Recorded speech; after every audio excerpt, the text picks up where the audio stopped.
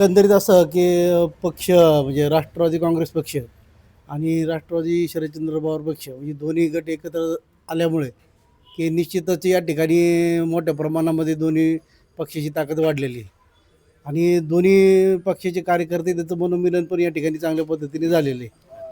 त्याच्यामुळं पक्ष जो कोणी उमेदवार देईल त्याला म्हणजे काही अडचण येणार नाही. आणि दुसरी गोष्ट अशी की आताच शहराध्यक्षांनी सांगितलेलं आहेच, डेप्युटींनी सुद्धा बऱ्याचशा प्रश्नावरती ते बोललेले आहेत. परंतु बाजार उपसमिती होणे उरुळी कांचनसाठी खूप गरजेचं आहे. या ठिकाणी बाजार समिती नाही आहे, तर ही बाजार समितीसुद्धा या माध्यमातून जर झाली तर याचा फायदा 16 गावच्या शेतकऱ्यांना निश्चितच होईल.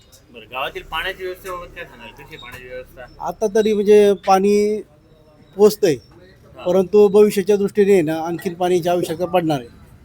आता पाण्याच्या योजना चालू आहेत, त्या अजून काही पूर्ण झालेल्या नाही आहेत.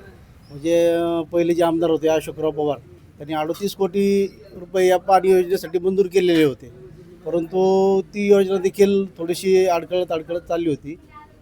पण आता माऊली आबा आलेले आहेत, तर त्यांच्या माध्यमातून गावाला निश्चितच पाणी मिळण्याची अपेक्षा आहे.